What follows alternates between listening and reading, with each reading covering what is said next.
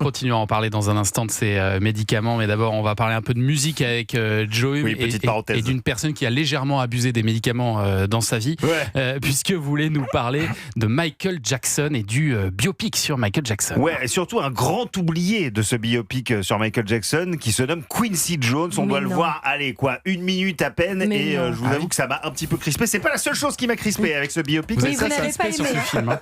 Ça m'a un petit peu énervé quand même. Un biopic lisse et fâcheusement sélectif du King of Pop, qui ne traite pas Quincy Jones à sa juste valeur. Il y a un énorme documentaire sur Netflix, heureusement, qui s'en charge, qui dure 2 heures, simplement intitulé Quincy.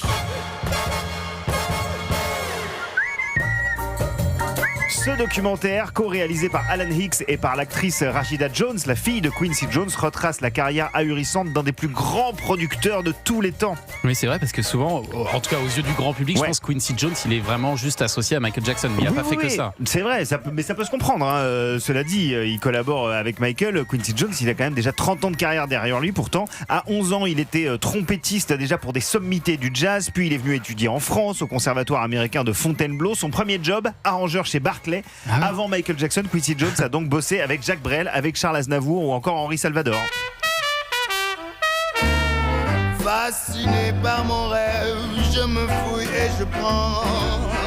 Quincy Jones et son orchestre avec Henri Salvador. Et qu'est-ce qui l'a poussé alors à repartir aux États-Unis ? C'est l'échec du Quincy Jones Big Band, avec lequel il sort plusieurs enregistrements, parcourt toute l'Europe dans les années 60 sans vraiment trouver le succès. Mais c'est Everett Green, le fondateur du label Mercury Records, qui va le remettre en selle, l'embaucher. Et en 1961, le jeune arrangeur est promu vice-président du label. C'est le premier Afro-américain à accéder à une telle position dans l'industrie du disque aux USA. Là, il travaille avec Barbara Streisand, Ella Fitzgerald ou encore Frank Sinatra. Fly me to the moon, let me play among the stars. Et dans les années 60, le cinéma va également prendre une place très importante dans le travail de Quincy Jones. Il a signé plus de 40 bandes originales de films, dont celle de La couleur pourpre de Steven Spielberg, qu'il va également coproduire. Et puis dans ce doc, on apprend également que Quincy Jones a été co-créateur, producteur et compositeur du générique d'une série phénomène des années 90, celle qui va révéler un certain Will Smith. C'est drôle. C'est Quincy Jones ? C'est Quincy Jones qui a appelé un jour Will Smith en lui disant « Je vais te raconter ce qui va se passer durant les 20 prochaines années de ta vie ». Will Smith a dit « Ok, j'arrive » et il s'est passé le Prince de Bel-Air juste derrière. C'est ce qu'on entend donc juste là.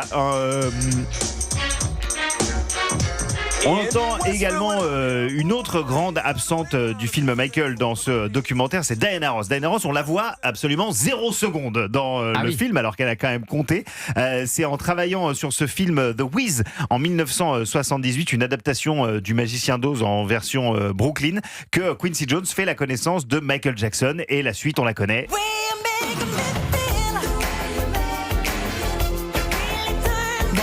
C'est quand même l'amour de sa vie à Michael Jackson. C'est l'amour de sa vie, puis c'est une personne qui a vraiment conditionné sa carrière solo à Michael Jackson, mais on la voit pas du tout. Pourquoi ? On sait pas. Au cours de sa carrière, quand même, Quincy Jones, il aura été lauréat de 27 Grammy Awards, sans compter ses autres distinctions. Et dans ce documentaire sur Netflix, Quincy, donc, on voit passer Paul McCartney, Dr. Dre, Will Smith, Lionel Richie, Barack Obama, Snoop Dogg et j'en passe. On découvre le parcours d'un acharné qui nous a quittés il y a 2 ans et dont l'héritage musical est loin de se limiter à ces 3 disques avec Michael Jackson, qu'on se le dise. Bravo Joey, mais encore un qui remet l'église au milieu du village. On utilise beaucoup cette expression ce matin, l'expression du jour. On déplace énormément d'églises. Regardez le documentaire, n'allez pas voir Michael Jackson au cinéma, c'est ça le message. C'est un petit